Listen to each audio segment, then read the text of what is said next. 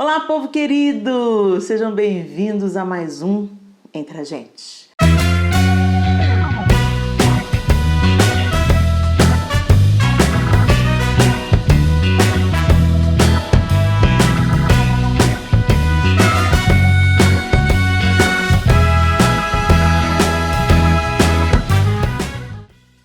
Lembrando a vocês que nós estamos na última temporada do Entre a Gente, esse programa que começou de uma maneira tão despretensiosa para responder a um grupo de perguntas e que se desdobrou, graças a Deus, porque a gente recebeu um feedback muito bom desse tempo que a gente passou aqui juntos, e esse é o antepenúltimo programa. Nós vamos ter ainda esse mais 2 programas Entre a Gente.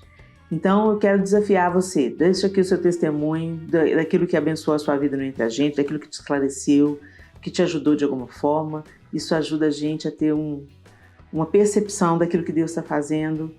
É tudo sobre Ele, não é verdade? E deixa também a sua sugestão. O que você gostaria de ver aqui pelo canal? Deixa a sua sugestão, a gente quer saber.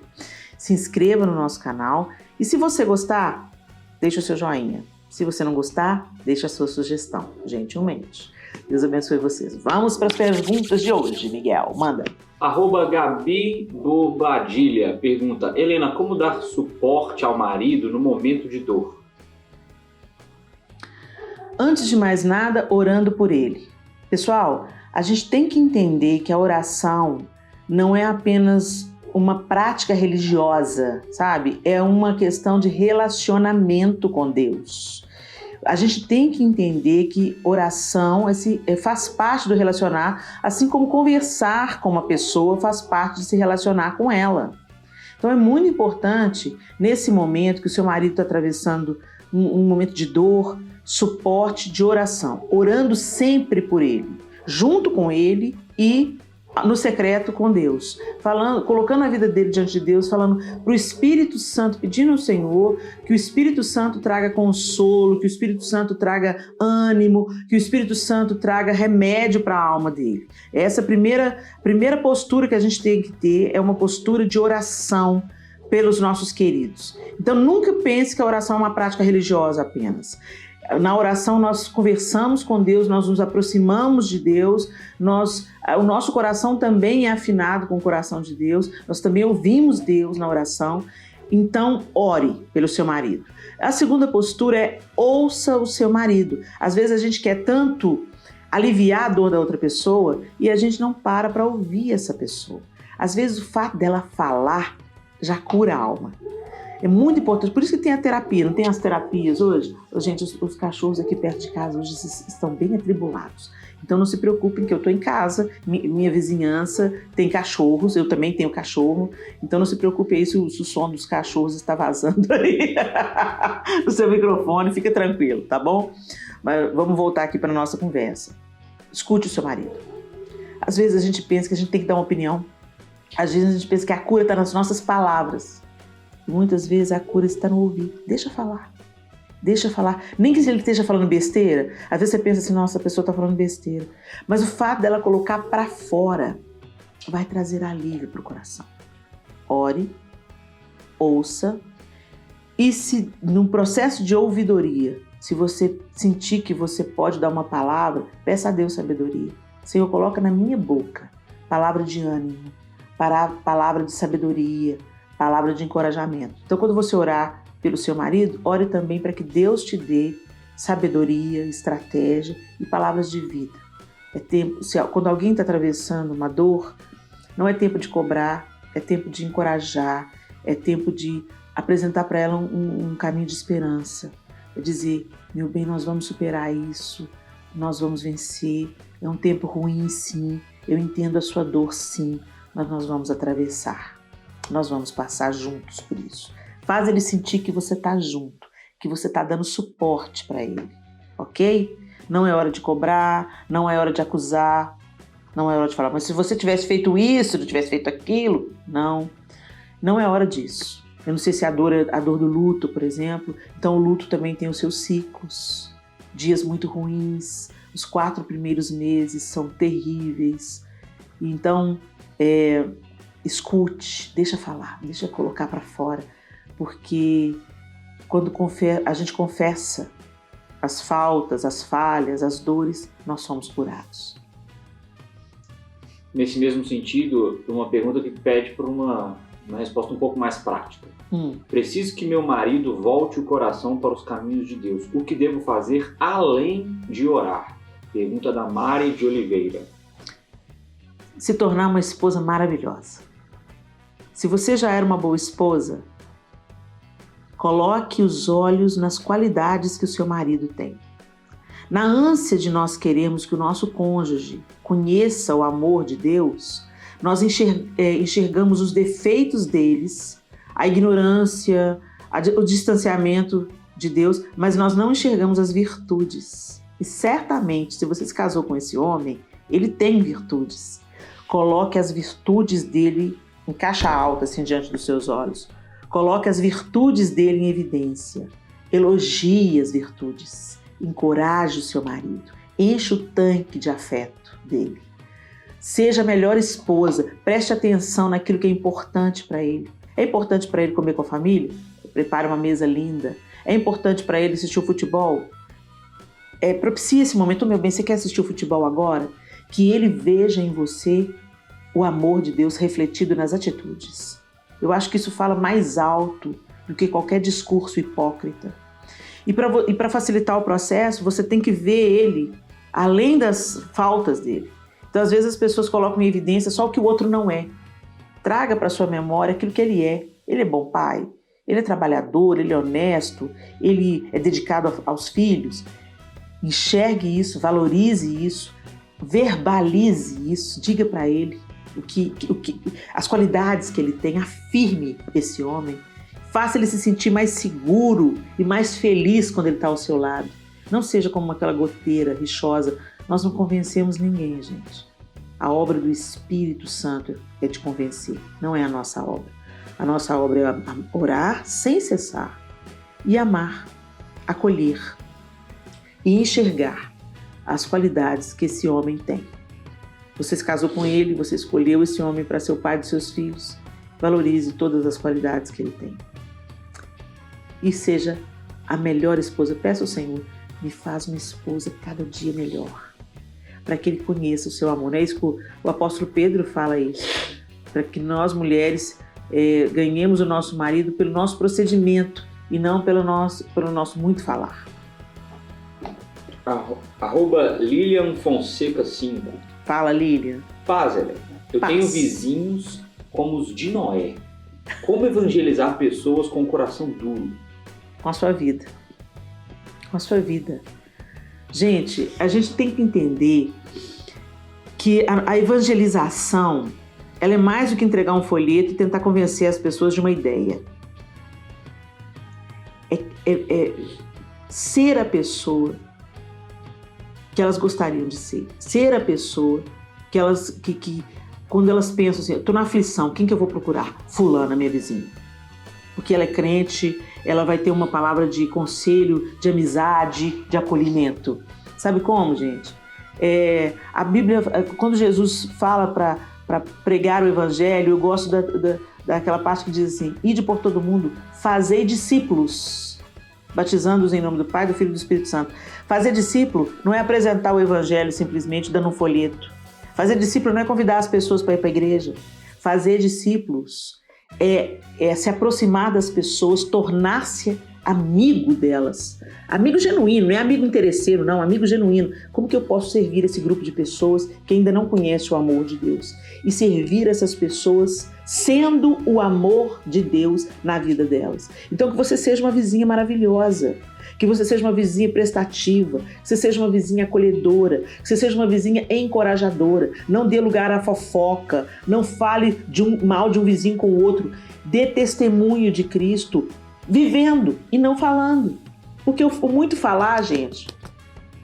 Agora, se você tem um procedimento que revela Jesus Cristo, os sedentos virão. As pessoas vão chegar a você e vão perguntar. Eles vão tirar o evangelho de você pelo seu procedimento. Eles é que vão querer saber. Por que você está em paz? Por que você é assim? Por que você trata a gente bem? Por que você é tão gentil? Ou às vezes eles não vão perguntar, mas eles vão observar. fulano é crente, e é por isso que ela trata a gente bem, é por isso que ela é sempre gentil, é por isso que ela não está envolvida nas fofocas da vizinhança, por isso que ela é acolhedora, por isso que ela não fala mal de ninguém comigo. Entendeu? Vamos viver o evangelho mais do que falar dele, porque o testemunho fala mais alto do que qualquer palavra. Pergunta da Marta Gomes. Fala, Marta. Quando vai fazer outro sarau? Ah, gostou do sarau, Marta? Que coisa boa. Bom, a gente ficou tão feliz com o resultado e principalmente com os testemunhos de alívio. Muita gente usou essa palavra. Pessoal, olha, vocês trouxeram consolo, vocês trouxeram alívio. Minha noite ficou leve, foi tão gostoso, parecia que eu estava na sala da casa de vocês. E essa era a intenção. Nos aproximar de vocês e trazer vocês para dentro da nossa sala para a gente ter um tempo de leveza. E nós ficamos tão felizes como família, todos nós gostamos muito e temos lido testemunhos que têm nos encorajado. Baseado nisso, nós estamos estudando a possibilidade de a gente fazer uma vez por mês o sarau para sarar. Ore por isso, para a gente conseguir fazer, porque tem que coordenar, a família toda tá junto e a gente quer fazer sim. Né, dar uma sequência para sarar mesmo o nosso coração, ter um tempo de leveza diante de Deus. Obrigado pela sua pergunta, e se você está querendo saber é porque deve ter te abençoado de alguma forma. Isso deixa a gente muito feliz. Agora uma pergunta misteriosa. A pergunta misteriosa, deixa eu contar para vocês o que é aqui, para você que está assistindo pela primeira vez. Quando ele fala pergunta misteriosa, é porque é uma pergunta de conteúdo delicado e que a gente não quer expor a pessoa que fez a pergunta. Sim. Ok? Vai. Então, pergunta misteriosa. Helena, como saber lidar com uma traição do esposo? Uau! Eu não consigo imaginar a dor que isso traz na minha própria carne, mas eu já acompanhei mulheres passando pelo processo doloroso. A primeira coisa é buscar em Deus o bálsamo e a capacitação de perdoar. Nós precisamos de perdoar. E o perdão não é um sentimento.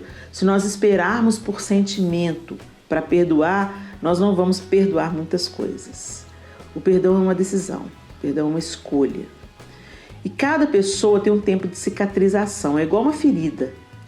Eu posso ter um corte e ele cicatrizar rapidinho e outra pessoa pode ter o mesmo corte e levar mais dias para cicatrizar.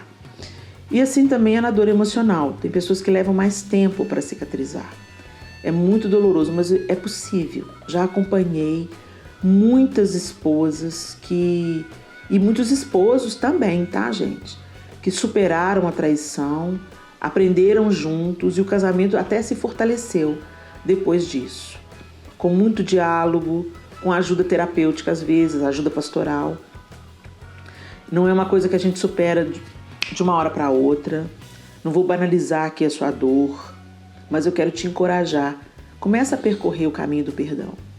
Começa a escolher perdoar. Esse é o primeiro passo. O segundo passo é conversar muito com seu cônjuge e entender se ele acredita na reconstrução do casamento. Porque infelizmente, gente, a Bíblia diz assim que o divórcio existe por causa da dureza do coração do homem. O divórcio é abominado por Deus. No livro de Malaquias, o Senhor fala, eu odeio o divórcio. O Senhor, Deus, odeia o divórcio. Nunca foi uma solução que Deus optou por ela. Essas são as consequências da dureza do coração humano. Mas que a gente não pode deixar de conversar sobre isso. A minha palavra sempre vai ser, busque a restauração, porque Deus pode restaurar tudo. Agora, a gente tem que saber se a outra parte também quer restaurar. Porque não adianta você ficar batendo, dando murro em ponta de faca, às vezes expondo os filhos ao sofrimento extremo, a sucessivas traições. Né? Tem que ter diálogo, tem que ter conversa, tem que ter entendimento e tem que ter vontade dos dois de que haja reconstrução. Então, ore por você para que você consiga percorrer o caminho do perdão. Pede ao Senhor para te tomar pela mão e te ensinar a percorrer esse caminho de perdão, porque você precisa de perdoar de qualquer forma, para você ficar livre desse fardo. Você não dá conta de carregar esse fardo, do ressentimento, do sentimento de desvalor que a traição traz, da indignação, da raiva. Você não consegue andar com isso vai te adoecer. Então, perdoe. Segundo, vai para o diálogo, conversa muito com ele, tenta entender e tenta saber se ele quer reconstrução. Se ele quer reconstrução, busquem ajuda pastoral, terapêutica e lute pela restauração. Eu acredito na restauração, já vi muitos casamentos sendo restaurados depois de mais de uma traição, tá, gente? Até em casos de reincidência, e Deus fez novas todas as coisas. Eu acredito no casamento, eu acredito que Deus continua transformando água em vinho. O primeiro milagre que Jesus fez foi num casamento, e Ele continua fazendo. Pergunta da Alceni Ramos. Ei, Alceni, lindona, fala. O que você já fez e se pudesse me aconselhar, diria para eu não fazer? Ih, muita coisa. Ai, deixa eu pensar aqui. Bom, eu já disse isso aqui, mas vou repetir. Eu não ficaria tão estressada, tão preocupada em manter a casa em ordem e brincaria mais com os meus filhos. Eu sempre fui uma mãe que tentou deixar a casa bonita, a casa cheirosa, a casa limpinha, as coisas em ordem, os cadernos encapados, as gavetas arrumadas. Era a minha linguagem de amor para com os meus filhos. Manter a vida deles organizada, a comidinha na hora certa, atenta aos sonhos deles também, às vontades, né? O que eles queriam, o que eles sonhavam. Mas às vezes eu não era aquela mãe que sentava no chão para brincar. E quando eu fazia isso, logo eu desistia da brincadeira. Brincava um pouquinho, daqui a pouco eu já me cansava e já ia fazer alguma coisa me tirava a atenção. Então eu viveria mais, eu vivi muito, mas eu viveria ainda mais intensamente as brincadeiras com os meus filhos enquanto eles ainda estavam crianças ou pré-adolescentes. Outra coisa que eu faria diferente, eu não falaria tão mal das pessoas. Houve uma época na minha vida que eu não concordava com uma pessoa, eu falava mal dela. Por que fulano fez isso? Por que fulano fez aquilo? Hoje eu aprendi que isso é semente de morte. Isso traz pra gente as consequências. A gente vai comer de cada fruto das nossas palavras. Então, é permitido a gente debater ideias. É melhor debater ideias do que falar mal de pessoas. Então, com a maturidade, a cabeça e com o aprendizado doloroso que eu tive decorrente disso, eu não ia me assentar na mesa para falar mal de pessoas como eu fiz muitas e muitas vezes. E até hoje eu tenho que vigiar para não entregar a minha boca a Satanás. O Lashon Hará, né? A língua do mal. O outro tem os motivos dele, o outro tem o caminho dele, o outro tem as maturidades dele, como eu tenho as minhas. Então, debater ideias, vamos debater ideias. Mas não difamar pessoas, não julgar pessoas, não falar mal de pessoas. Se você quer ter uma bronca com uma pessoa, acha que ela está errando, fala com ela. Né? Ao invés de expor a nudez dela para outra pessoa. Isso eu faria diferente. Pergunta da Liviana. Quais as características sua e do João, seja física ou de personalidade, seus filhos herdaram? Olha, eles dizem que fisicamente os meus filhos parecem mais comigo. Mas é tão interessante os traços da genética que quando você pega as fotos do João, adolescente, você vê coisas do Arthur. Quando você pega minha foto, criança, parece que é o Arthur de novo, na versão feminina. A Sofia, a infância inteira, a cara do pai. Depois, quando ela entrou na adolescência, virou minha cara. Então, assim, não dá para dizer. Eu acho que está bem misturado. Embora parece que as minhas características saltem mais rapidamente, quando você vai convivendo com a gente, vendo fotos antigas, você vai perceber que tem muito dos dois misturado. É a lindeza da genética. E na personalidade a mesma coisa. Eles têm coisas minhas e do pai. Eu e o João temos uma característica marcante que eu acho que atingiu todos os nossos filhos.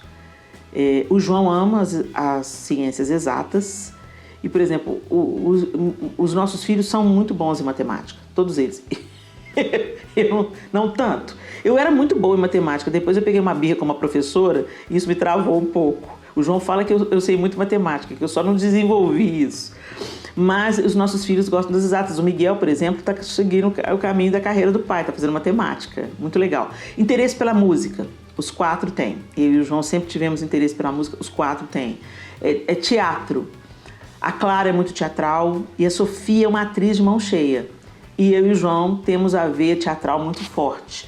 O Miguel e o Arthur, embora não desenvolveram essa parte teatral, nas brincadeiras, quando a gente está em família, a gente vê imitando as pessoas, modificando vozes, isso também a gente vê a habilidade. Só é uma habilidade que eles não desenvolveram muito, eles foram mais para o lado da música mesmo. Então, assim, eu acho que é bem misturado, é bem equilibrado. Tanto as qualidades quanto as não qualidades, eu acho que tá bem misturado. Eles têm muito de mim e têm muito do pai. Pergunta da Bruna Carla. Você consegue ser auxiliadora sem deixar o você de lado? Sim. E a Bíblia fala... o auxiliadora, gente, entenda que no original hebraico, a palavra auxiliar, ezer, é a mesma palavra usada para definir o próprio Deus, para falar também sobre ajuda militar, socorro, né? Ezer, o Senhor é o meu socorro bem presente na hora da angústia, né? No Salmo 46, é a mesma palavra, ezer. Então, auxiliadora, no parâmetro bíblico, não é inferior, não é de segunda categoria. Então, não significa que você tem que se anular para ser auxiliadora. Auxiliadora é aquela que enxerga uma situação e chega para resolver. Isso fala de competência. E na sequência que Deus decreta sobre a mulher que ela seria auxiliadora, a próxima palavra é idônea. Idônea significa apta, capaz, competente. Então pensa comigo, não é uma coisa de segunda categoria. Às vezes a gente pega a palavra, não entende o que é no original e a gente distorce e contextualiza com a nossa cultura atual. Quando a palavra foi dita, quando Deus decretou sobre a mulher, ele estava falando, eu vou fazer uma pessoa que seja a solução. E ela vai ser apta, capaz, competente e moralmente correta. A tradução é essa, daquilo que Deus falou sobre a nossa feminilidade. Então, eu sou aquela que entende o problema, o auxiliador é aquela. Eu entendo uma situação e ao invés de me tornar um acréscimo ao problema, eu me torno parte da solução. Eu me torno suporte, eu sou encorajadora, eu levanto pessoas porque eu não entro em competição com elas, porque eu sei do meu valor, eu sei do meu propósito, então eu não preciso disputar poder com meu marido, nem com ninguém. Eu sei que eu tenho o meu lugar. Então, sim, eu sou capaz de ser auxiliadora sem me perder no processo, sem me anular no processo. Muito pelo contrário, vivendo o propósito de Deus e o decreto de Deus na minha feminilidade, eu vou ajudar pessoas, eu vou levantar pessoas e isso não vai tirar nada de mim, porque eu sei do meu valor. Eu acho que é isso. Acabou? Uhum. Gente, obrigada por ficarem comigo. Eu estou muito feliz com o resultado do Entre a Gente, muito feliz mesmo. Foram temporadas maravilhosas, a gente agora está partindo para o penúltimo programa, a gente só tem mais 2 programas entre a gente. E eu estou feliz demais de saber que está abençoando você. Deixa a sua sugestão, o seu testemunho e diga para mim o que você gostaria de ver aqui pelo nosso canal no YouTube. Ok? Um grande beijo e até o próximo Entre a Gente.